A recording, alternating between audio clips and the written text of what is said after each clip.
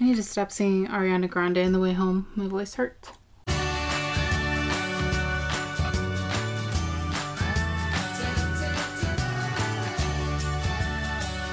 Why is this a thing? Because I just gotta know. Celebrities, our icons, our role models, our idols, people we love, people we hate. But why is this a thing? Where did it all begin? When did we start putting certain people above everyone else? This was a thought process I had one day on my way home from work. Let's find out, storytellers. So let's start with a baseline definition of celebrities. They're people with fame and public attention by the mass media. They're individuals, groups, or even animals. Fame is associated with wealth, and it provides opportunities to earn revenue. Some examples are sports players, entertainers, political leaders. Many gain their celebrity status due to their lifestyles, wealth, controversial actions, or sometimes they have a connection to an already famous person. So I did a little math in this because I wanted to know just how many people are actually famous or celebrities in the world. Using mathematician Samuel Arbeson's method, I calculated an estimate that 0.0115% of the Earth's population is famous, which is so wild considering how much time we spend thinking about celebrities. So where did it all begin?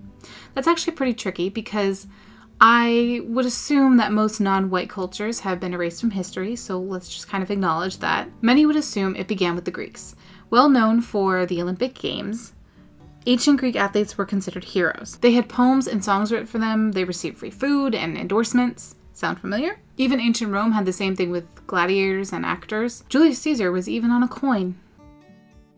There are a lot of conflicting articles out there about who really was the first celebrity. And honestly, you could argue a lot of people were famous. What I want to focus on is not just a well-known name, but someone who had a true following. The earliest information that I could find was from the 12th century, which are the years 1101 to 1200, around the same time as Julius Caesar. Let's talk about Thomas Becket.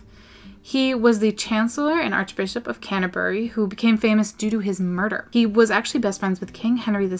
Their friendship was put under the test when he became Archbishop because Thomas favored the church values over the king's. In 1164, he fled into exile to France, and it wasn't until 1170 that he returned.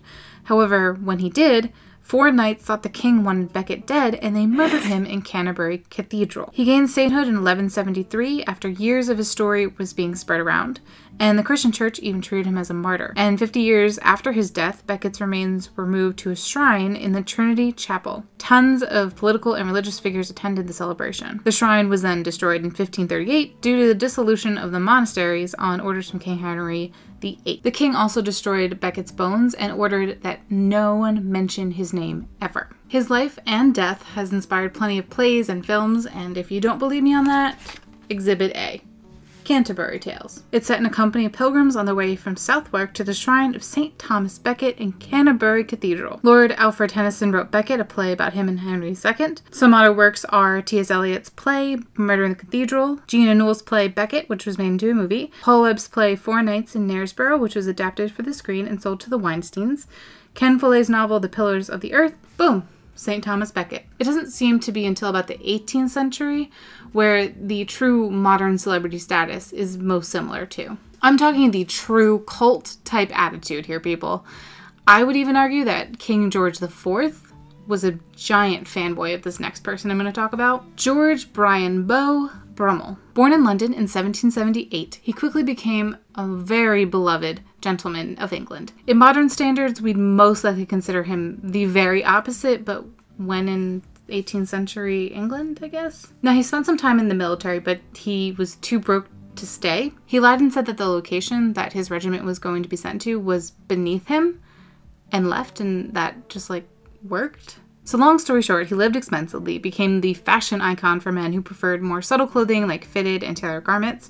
He also claimed that he took 5 hours a day to dress and recommended that boots be polished with champagne. He was obsessed with personal hygiene. Keep in mind at the time our standards were much lower. He religiously cleaned his teeth, shaved, and bathed daily. Now those in the upper class society followed this routine. Even King George IV, who was actually Prince of Wales at that time, spent hours watching Brummel's morning routine. Now he eventually became so in debt that he had to flee to France. And in 1840, Brummel died penniless and insane from syphilis at Les Bons Sauveurs Asylum on the outskirts of Caen.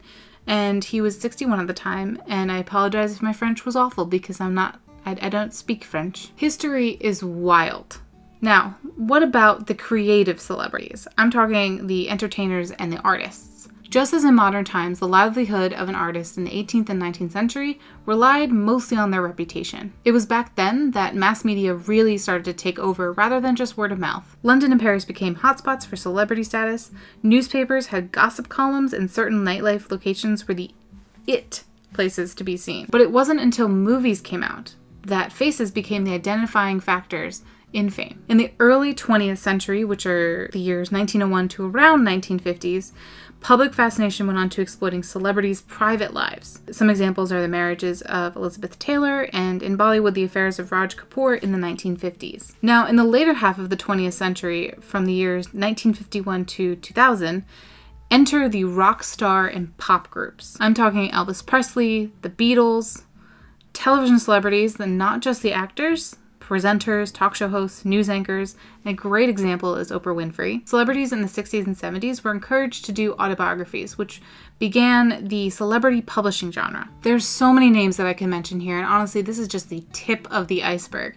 But I hope that you managed to learn something today. I know I have. I've put all the links to the sources that I use in the description below, so go check them out. Be sure to hit that subscribe button and give this video a thumbs up if you learned something, if you enjoyed this. If you have anything at all that makes you ask, why is this a thing, leave it down in the description below because it's probably something that I don't know about and I would love to learn more. Thanks for watching and keep on shining, storytellers.